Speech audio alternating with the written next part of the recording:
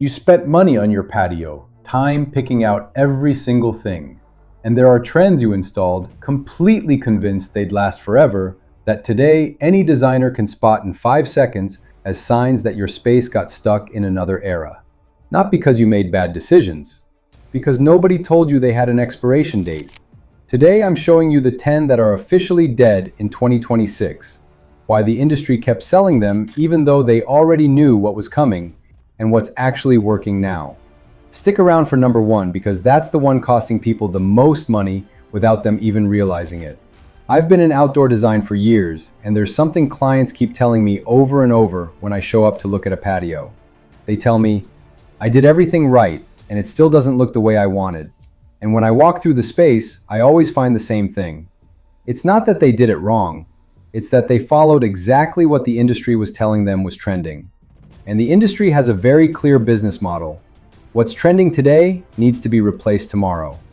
If this is making you think about your own patio, go ahead and subscribe because I'm putting out exactly this kind of content every week. Let's get into number 10. I'm going to start with something that's in practically every patio built between 2015 and 2022, and that designers are now describing in 2 words: visual clutter. String lights, Edison style, strung corner to corner across the entire patio. You saw them on Instagram, you saw them on Pinterest, you saw them in every trendy restaurant for years. And they made sense at the time. But here's the problem. Lydia Beaumont, plant expert at Homes and Gardens, said it back in January of this year with zero filter. String lights were once the must-have element for every patio, but the trend has been so overused that it's turned into visual clutter. Stringing lights over every inch of the patio flattens the space instead of enhancing it. And Stefan George, founder of Home Bedit, added something that pretty much sums it all up. After years of overuse, the look feels cluttered instead of cozy. What actually works is layered lighting. Low lights at ground level to define pathways. Up lights at the base of plants or walls to create depth. Warm light built into the pergola structure. Everything at 2700 Kelvin or lower. All intentional. The difference between a patio that feels designed and one that feels decorated is exactly that. And since we're talking about what's covering the patio, there's something on the ground going through the exact same thing. And it's a trend that affects not just how the space looks, but how much your property is worth. If you remodeled your patio between 2015 and 2022, there's a really high chance everything is gray. Gray furniture, gray floors, gray cushions, gray walls. And at the time, it looked exactly like everything showing up in the magazines. Modern, contemporary, sophisticated. But here's what nobody told you when you were making those decisions. Home Bedit documented it in March of this year. Today, these spaces feel flat and cold. Homeowners are moving toward warmer outdoor tones like sand, wood, stone, and earthy browns. And Nina Lichtenstein, interior designer, explained it perfectly. The shift from millennial gray to green reflects a broader change in how people want their home to feel. Earth tones offer the same neutrality as gray, but with added warmth. And the market backs it up with numbers. Sherwin-Williams picked a warm khaki for 2026. Benjamin Moore went with a brown espresso. Pantone chose a warm white. None of them picked a gray. Not one. The entire industry is telling you the same thing at the same time. What actually works is earth tones. Terracotta, olive green, warm beige, rust. And in decking, Trex confirms that their most requested sample in 2024 was Biscayne, a warm coastal honey tone, not a gray. The market already made its decision. The question is whether your patio is going to follow. All right, we've got the lights and the colors, but now let's get into something that's literally built into the ground of millions of patios and has a problem that only shows up over time. There's something in the back of a lot of yards that in 2016 was everybody's dream, the she shed. The backyard shed turned into a personal space, decorated, with plants, with lights, the whole thing. Home Depot ran national campaigns about it. Pinterest blew up with pictures of these spaces. And here's the problem. Homes and Gardens explicitly listed it in January of this year as one of the 8 patio trends to ditch in 2026. And the reason goes beyond design. The gendered branding feels completely outdated. A Kantar study found that 45% of consumers say marketers portray women in outdated ways, and 50% of millennials see gender as a spectrum, not a fixed category. What's replacing it is ADUs, accessory dwelling units. The global ADU market was valued at nearly $20 billion in 2024 and is projected to nearly double by 2033. In California, ADU permits increased 30-fold after state reforms, and properties with an ADU in California have a median value of $1,064,000 versus $715,000 for properties without one. A 35% difference. That's not decorating, that's real investment. And since we're talking about permanent structures, there's something sitting in the middle of a lot of patios that has the exact same problem. It looks incredible when you install it and starts working against you faster than you'd ever imagine. The sunken seating area with a stone fire pit in the center. The blue flame, the stone wall, the built-in seating all around it. It looks like something out of a resort. And when you're designing it on paper, it feels like the best decision you can make for your patio. But here's what happens in real life. Dawn DeFeo, landscape designer with projects in New York, North Carolina, and Connecticut, said it in Homes and Gardens back in January of this year.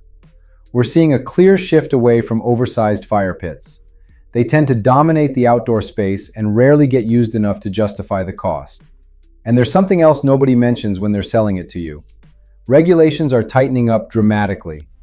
In the San Francisco Bay Area, it's illegal to burn wood in any outdoor fire pit during air quality alert days, which run from November through February, with fines starting at $100.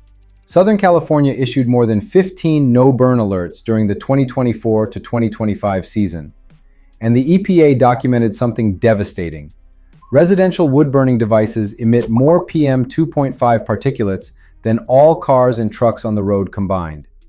What actually works is portable smokeless fire pits.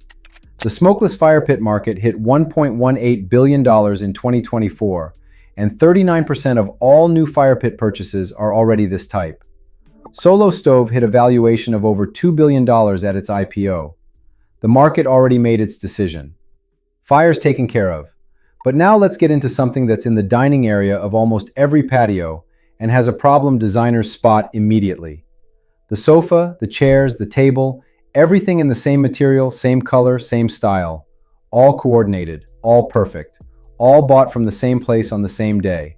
And in the showroom, it looks exactly like what you want. But here's the problem. Nate Fox, designer at Foxterra Design, said it straight up. The fully coordinated approach can feel sterile, and it's missing the character and visual interest that comes from mixing different pieces. A completely neutral, coordinated space feels flat and uninspired. And Andrew White from Harbor Lifestyle added something that gets right to the point. The era of fully matched garden furniture is fading fast. People want spaces that feel personal. What actually works is mixing materials and silhouettes. Teak with aluminum, woven rope with steel frames, new pieces with vintage finds. Abby Williams from Red Door Design Studio put it like this: I mix modern silhouettes with more textural, traditional designs. That creates an updated feel you just can't get from a catalog set. And since we're in the seating area, there's something right above that zone that people install thinking it solves the sun and rain problem. And it actually doesn't solve either one. The pergola with open beams and spaced out slats. It looks amazing in photos. It looks exactly like what you want over your seating area. And it has a fundamental problem nobody tells you about when they're selling it to you. A standard pergola with open slats gives you roughly 30% shade. 30%. When it rains, you have zero protection. Everything underneath gets just as wet as if there was nothing there at all. And the first summer, you realize you're still running out to cover the furniture every time there's clouds. The pergola looks amazing and doesn't do a single thing you needed it to do. What actually works is bioclimatic pergola systems with adjustable aluminum louvers. When they're closed, they're completely waterproof. When they're open, they regulate exactly how much light comes in. The temperature difference under a properly installed bioclimatic pergola can be up to 14 degrees Fahrenheit. And modern systems include rain sensors that close the louvers automatically. Your patio protects itself. Now let's get into something that's on the ground of millions of patios and has a problem that only becomes obvious over time and with heat. They sold it as the perfect solution. No mowing, always green, no mud, no maintenance. And for the first 6 months, it delivers on every single one of those promises. But here's what happens after that. In summer, artificial turf heats up to temperatures that can burn skin. Studies document surface temperatures of up to 150 degrees Fahrenheit on hot days. Your kids figure that out quick. Your pets figure it out even quicker. And the space you built to enjoy the outdoors becomes unusable during the exact months you want to use it the most. And there's more. The edge, where the artificial turf meets the patio, collects organic matter constantly.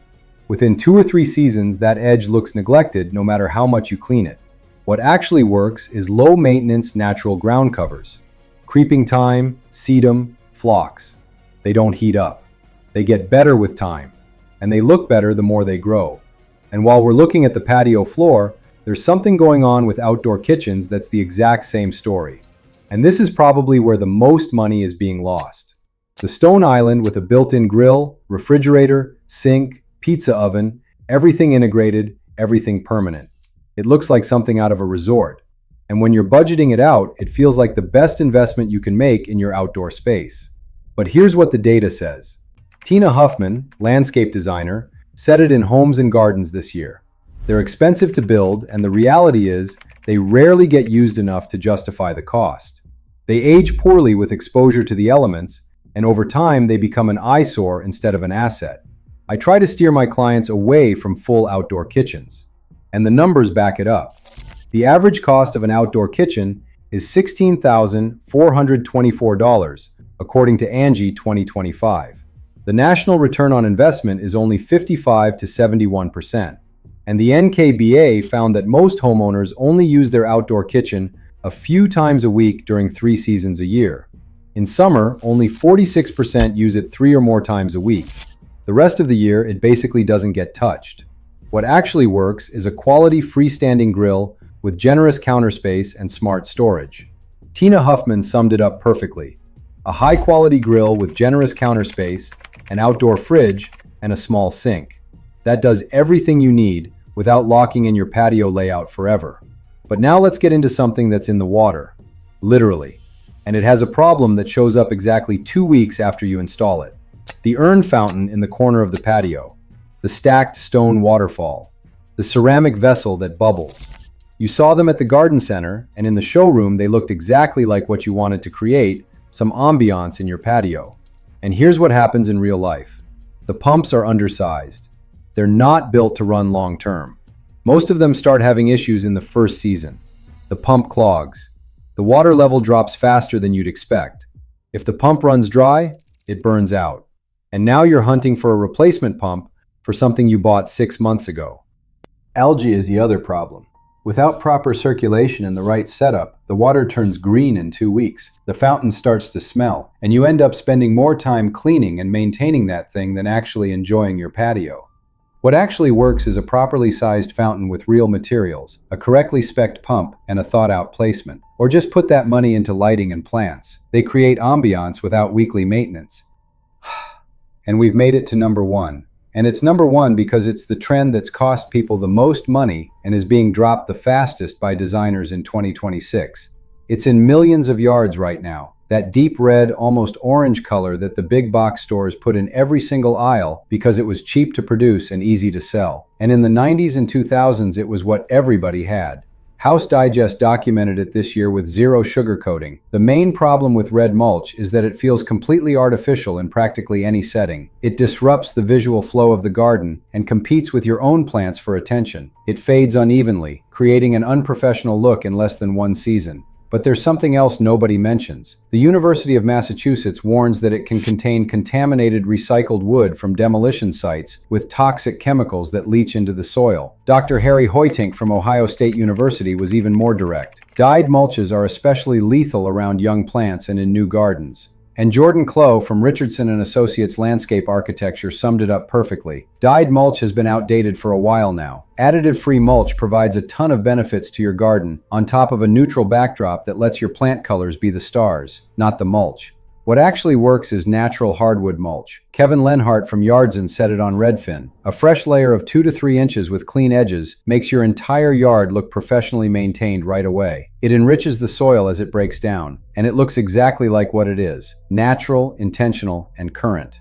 10 trends. Some of them you've got, some you don't. The good news is none of them are irreversible. Matched furniture gets broken up with one new piece. The pergola gets covered with the right solution. And every single one of those changes adds up to a completely different feel from the very first glance. Tell me in the comments which of these 10 trends you've got in your patio right now. Hit subscribe and I'll see you in the next one.